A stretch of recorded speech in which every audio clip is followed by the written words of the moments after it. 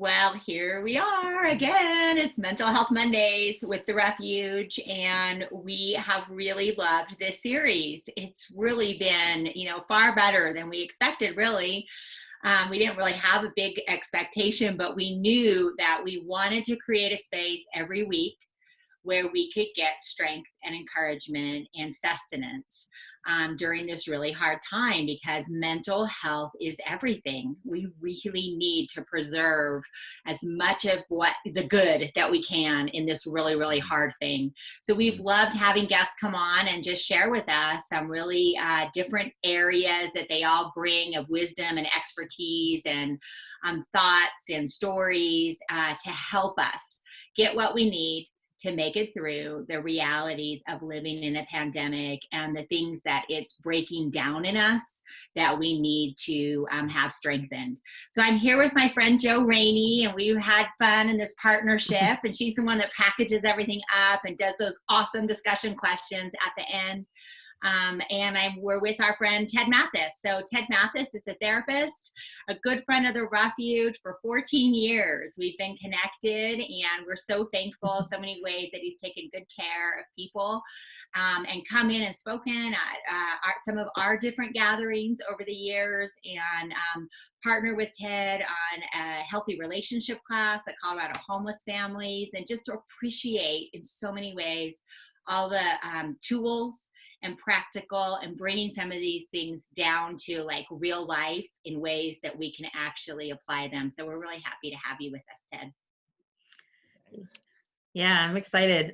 Just a quick reminder that we've got the discussion questions. If you're watching it on YouTube, in the description box, the questions will be outlined there. Or if you're listening on a podcast, it should be in the show notes of the podcast. And right now we're up on Spotify, Anchor, and a few other platforms. Haven't been picked up by Apple, whatever that one is. I'm an Android person.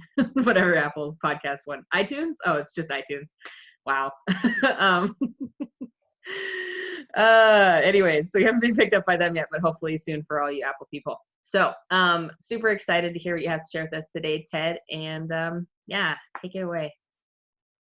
All right. Well, thanks, Kathy and Joanna. Thanks for inviting me to talk today. As Kathy said, I'm Ted Mathis. I'm a licensed professional counselor in private practice here in Arvada, Colorado.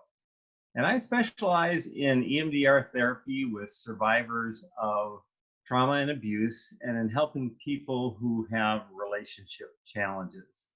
I also specialize in coaching people who are experiencing a breakdown of some kind to help them look at their problem from outside of themselves, using 4 Jungian perspectives: thinking, doing, feeling, and being.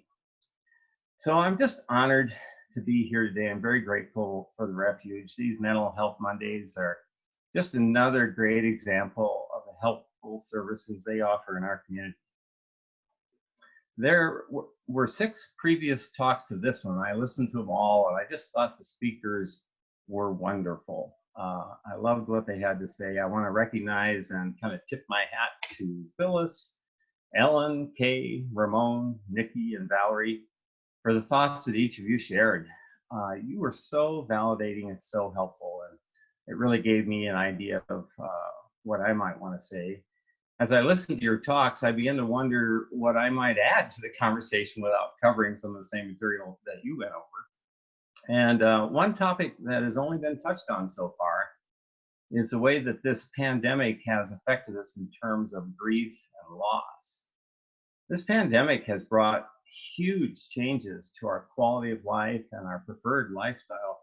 We're in the midst of a worldwide breakdown, the likes of which many of us have never before experienced. And as Nikki Kennedy said in her talk, sometimes it helps us to simply name the thing that we're experiencing. So I want to talk about some examples of our loss. Right now, I want to acknowledge that we're in a time of great loss and grief. We've had losses to our lifestyle, our freedom, our choices. Many have had losses in their income, losses of loved ones. And sort of intangibly, we've lost this sense of security and safety that we had before, this ease, the sense of the known, the sense of being in this place where the before is gone. So I want to take this grief and loss lens and take a look at COVID-19 and see the whole pandemic from that point of view.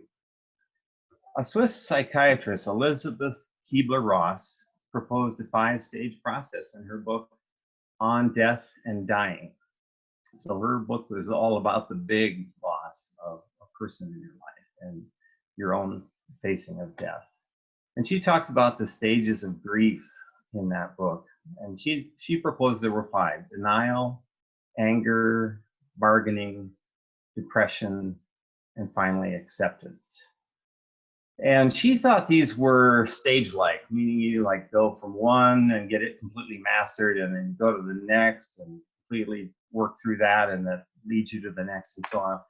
But most experts agree they're not really stage-like. We kind of bounce around between the stages, and especially with something like the pandemic that's not as huge as the loss of a life, it's more nuanced. And we may not even be aware that what we're experiencing is actually grief. So I want to look briefly at each of the stages of the grief and how we react and how we could consider some possibilities for healthy choices at each stage of the process.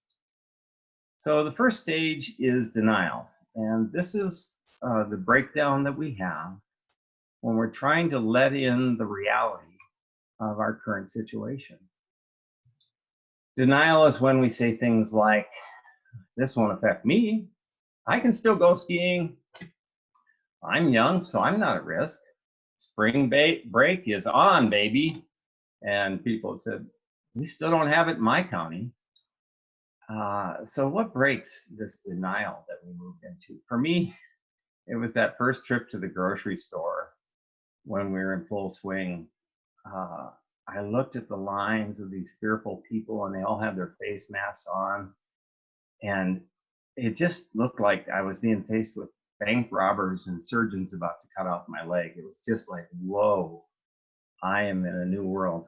So we start to realize we now have a new world where there is a pandemic. We used to live in a world without a pandemic, but now we're in a time of enduring a pandemic. We don't know how long this will last. And so we're being told, stay at home, homeschool your kids, wear a mask if you go out, risk your life if you're going to stay employed, give up your vacation plans, skip your celebrations, shift or cease doing your business, and give up many of your preferred experiences. So soon, we will need to adjust to a world that is post-pandemic, and it's going to be much like the world of post 9/11. We're going to see some changes that I don't know that we're even ready for. Many now believe that we're probably not going to see handshakes and hugs as much as we used to in the past. You might have to do some kind of testing before you can get on a plane or a bus or the light rail. You might have to have a certificate showing that you have the antibodies. Who knows? You might have to have an app that you put on your phone that may be required to like track where you are so that they can know how this thing is spreading. There could be changes like that, and it's a little frightening to people. And also, I think it just turns up our anger, and that's the next stage, anger. Stage 2. Anger is the emotion that we feel when something or someone who's important to us is threatened, invalidated, or taken from us. And with all the losses due to the pandemic, many of us are stuck right here in this place of being angry about it.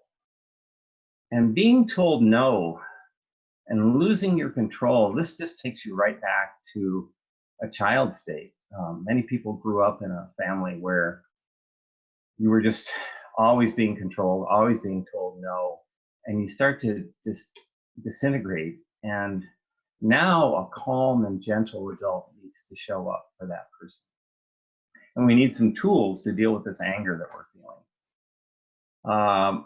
We need resources that have the potential to slow the spiraling that we get caught up in. and maybe even turn it around or we'll start to spiral upwards. So one tool that I like a lot is simply just taking a breath and choosing to return to our wise mind. Ellen Haritunian talked about this. You just take that slow, deep breath, and that changes things, because instead of all that breathing being automatic and we're breathing really stale air and our thinking is starting to go toxic because we're not getting rid of all the carbon dioxide, when we take that deep breath, it's like we can return online to the smartest part of our brain and consider some new possibilities and new choices. A second tool is to journal about our anger. The brain does not have an automatic function for writing. You have to be taught. With talking, you can learn to speak a language without being taught in a school. But you have to have specific training to write something. And so that writing is going to engage the very smartest part of your mind. It's bringing online resources that are much more powerful than you had before you started writing. So that's a very useful tool to just write stream of consciousness if you want to. I don't know what to say, but I'm just writing about how angry I am. And I just don't like it that I had all these things taken away, and I, just start writing, write it out. Talking it is good, but writing is very powerful. It's like having your own internal therapist. Some people find release from their anger when they run or walk or get some form of exercise. It's just a body-mind experience that can bring you into a different place. And I like to get out and ride my bike, for example. And the people who've talked about EMDR so far have pointed out this sort of bilateral stimulation that helps you process information. So when you're riding a bicycle or walking or running, you're getting that input to the brain, and your thinking just improves a whole lot. Another response to anger is to use our voice to be assertive and restoring what we can. So sometimes we have to advocate for others. Sometimes we have to advocate for ourselves. But we need to turn up that voice in response to the anger that we feel and appropriately engage the problem with ourselves and others. Many people find the serenity prayer helpful to release their anger. It goes like this: God, grant me the serenity to accept the things I cannot change, courage to change the things I can, and wisdom to know the difference. But there's also a time to use my anger to change the things I can no longer accept. The third stage is bargaining. And at this point, it's all about what if, and all the what ifs, and if only, and all those if onlys. And bargaining is this line of defense that we have inside against the deeper emotions of grief. We're trying to postpone the sadness, the confusion, and the pain. And once we act like whatever it is not happening, as soon as we stop acting like it's not happening, and our anger is done, and we've done all the fighting we can do, and we run out of ideas and bargains, and we're forced to embrace this next stage, which is depression. And stage 4, the depression, is the deepest and most painful stage. So how do we know if we're here in stage 4? Some of the symptoms are things like depressed mood. That's this kind of dark cloud feeling of being pressed in, like your energy goes away and you just have this depressed mood. You're not happy. You can't see any joy. You have diminished pleasure in the activities that used to be fun. You're maybe eating too much or eating less, so you're losing or gaining weight. And you start to slow down in your thinking and in your ability to even move. And you start to feel tired, worthless, guilty. You get difficulty in your mind thinking or concentrating or being able to decide anything. And many people at this point will start to have thoughts of suicide. So if you start to see these kinds of symptoms, it may be time to seek help, to have someone hear your pain or help you carry it, who's able to help you see possibilities from inside and outside of your life. So let's talk about some tools for depression. Once we realize we're spiraling down, we need to begin to reverse this spiral. So here's a few tools that I've found helpful. First of all, whatever you're doing, if it's not working, just do something different. Change the way you're doing things and see if it helps. It can be almost anything. Just try something new. Another tool is to change the channel. If you don't like the information that you've been consuming, get to a different bit of information. If your mind is tuned into a certain train of thought and it's depressing, change the channel to some kind of thinking that's not depressing. If you're this person who's having trouble getting out of bed or functioning or doing the things that you normally do, another tool is to simply act as if you're not a depressed person. You ask yourself, what would a non-depressed person do right now? What kind of possibilities could they see? How could I make a change that might help? And I'd like you to especially be curious about your diet and about your exercise and about your sleep patterns. And try to improve all three of those. Notice if you're not doing what you need to do in those areas. Another tool I really like is called full torso breathing. You start with the breath at the base of the torso in the front of the body, and you go to the most extreme area that's affected when you breathe. And you bring your consciousness to that part. And then you move your consciousness up the front of your body all the way to where the breathing function stops up in the sinuses. And then you go to the back of your body and breathe and bring that consciousness with you. Breathe out down the back of the spine and all the way to the base of the torso again. So that very slow, long breathing, extending to maybe 4 or 5 seconds. And just tracing the whole outline of the breathing space can be very, very helpful.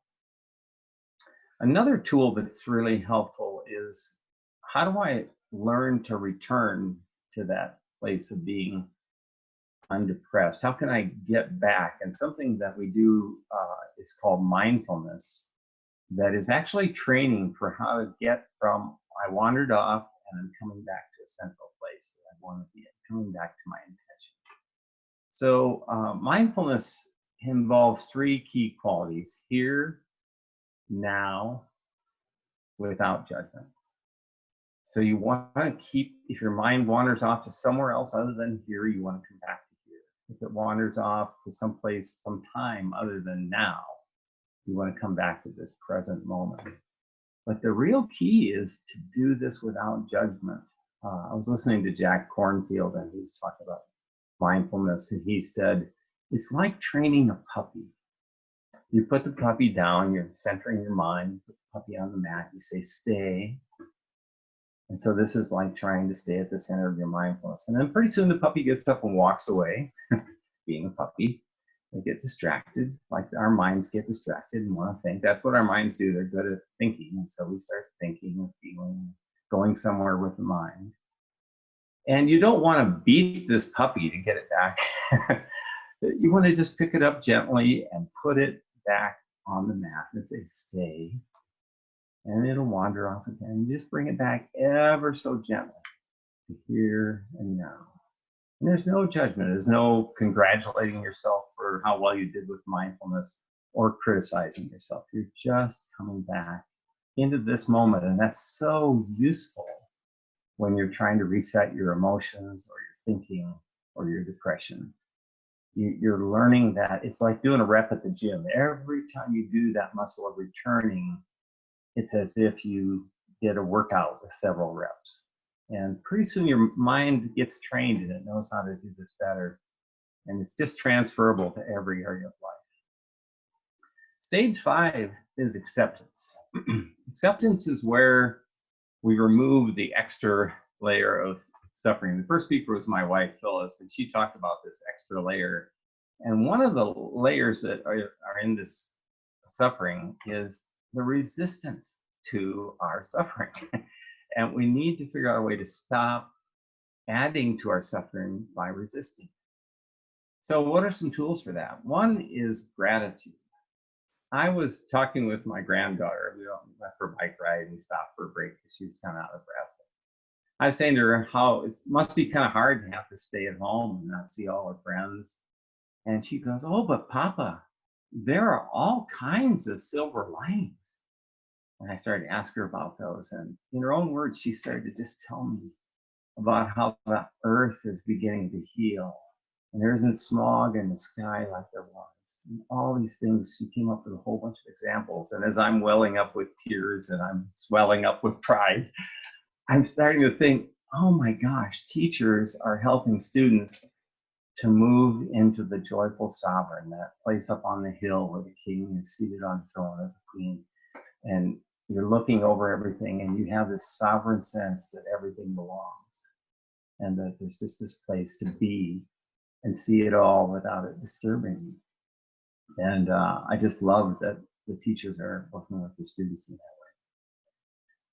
Also, we can try coming up with some adaptions, some approximations. We can kind of use the 80-20 rule to do the 20% of the effort that gets the 80% of the results. So little baby steps toward getting our life back. One of the things that I was using as a resource for me as a counselor was yoga. I'd go to class, I'd see these people I know, we would work out together, and I'd make this mind-body connection in the context of community. And so that went away. I was like, how can I get that back in any way? And all of a sudden I get this email from somebody who's doing an online class.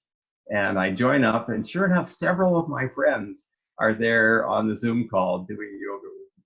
And it was so nice to see them and to have somebody holding presence and space for me to do the yoga, because I don't seem to be able to force myself to do yoga without having an instructor. Another thing I gave up that was a resource for me was acupuncture. And I started to think, what can I do that could get some of that back? And so I began to do these little naps, or right before bedtime as I'm getting ready to sleep, I'll lay down and I'll imagine that the needles are being plugged in, and I always start down at the ankles. And I could start to imagine that glowy feeling that I get. There's a sense of relief and ease that begins to move into that part of my body. And there's this really moist, tender, warm heart feeling as the first two needles get plugged in. And then as they move up the body, I just notice how my body begins to just move into this place of complete care, complete rest and peace. And that final couple of needles that go in the forehead and on the top of the head, and just that sparkle. And so I began to just imagine acupuncture, and I'm finding that maybe it's helping me just straighten out my chi. I don't know, but it feels good to do it, and it's a very restful experience. It's not as good as acupuncture, but it gets me some of that back. Another thing you can do is limit the bad news. If you're listening to all kinds of bad news, maybe it's time to start listening to some good news. And also, you can try to increase your self-care, things that maybe you didn't do before, like getting out for a walk, or doing something in nature, or doing some gardening, or doing a creative project, or picking up an old instrument that you haven't played for a while. Because we've got to replace all these things that we used to have in our lives that helped us to get some downtime and diversion and a sense of being okay. We would go to the gym and get a good workout. Well, you got to do something different. Eating at a restaurant, well, maybe you can get takeout. Seeing movies in the theater, well, yeah, I guess we've got all sorts of options on our TV, and maybe we can sometimes have a watching party with other people just to feel like we're not alone in that. There's another thing that really helps with acceptance, and that is self-compassion.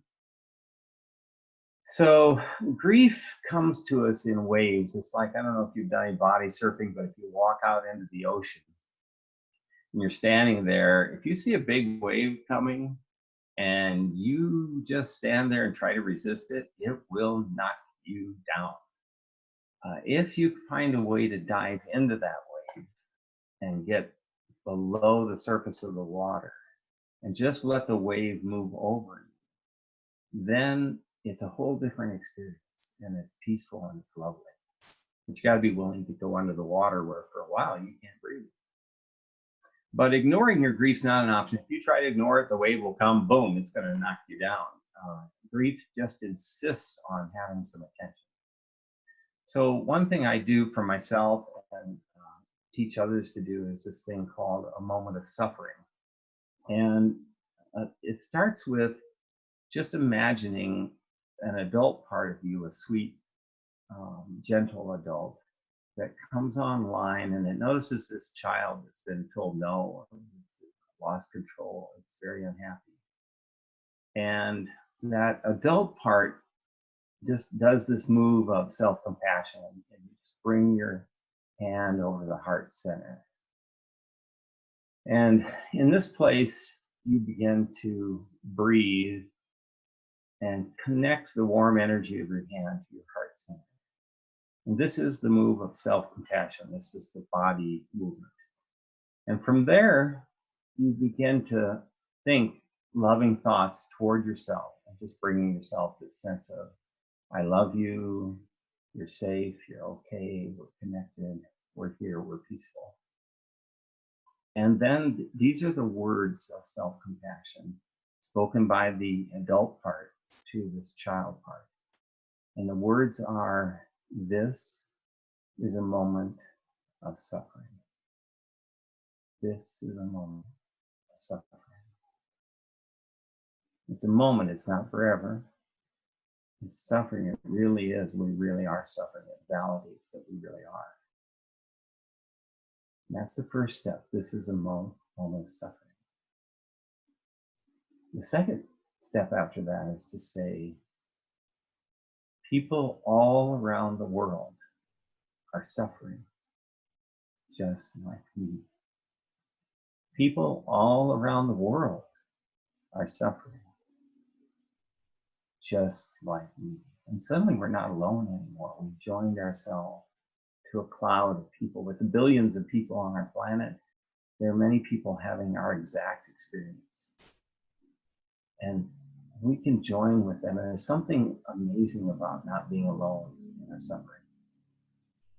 So this is the move that you can offer to yourself when that wave of compassion comes that wants to knock you down. You can dive into that wave by giving yourself some self-compassion. So thanks for having me here. And I just want to say to all my fellow sci-fi friends out there, may the force be with you. I love it. Thanks, Ted. I really appreciate that.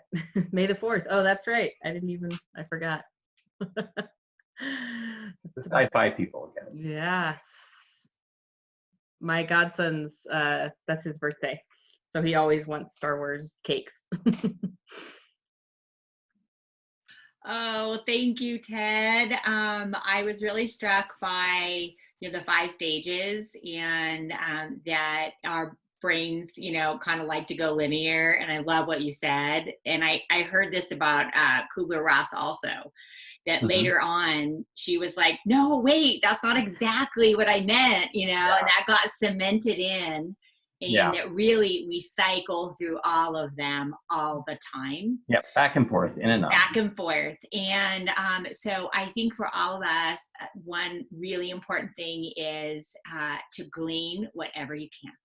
So whatever you heard related to this, no matter where we're at in the story, in any of those 5 stages, and in any parts of those, that's something that you connected with, please consider it, lean into it, and honor it, because this is a lot of loss. And some of it is, we don't even know the full measure. We can only do what we're doing today. And so I just really appreciate the reminder that this is a grief story. It's a grief story. And we're all intersecting it with in different ways. And we're all from very different contexts. And so it's super important to pull the parts that we need. I also want to highlight, this is really important. If you need a mental health professional in any way, shape, or form, we've got them, okay? So in our network and related to mental health partners and our county partners, agency partners, crisis lines, volunteers. I mean, there are so many resources right now, and we just do not want anybody to suffer unnecessarily alone, because there are ways to get what we need to grieve and to find our way and to apply some of these tools and get the containers that we need. So please just reach out and we will help you connect to those things. No matter where you're watching this, we will figure it out. It's really important. Yeah, you're not alone. So go for it. Okay, you go. You wrap us up with those discussion questions. Yeah. So sorry, Kathy, I tag team, try to read each other's minds here at the end.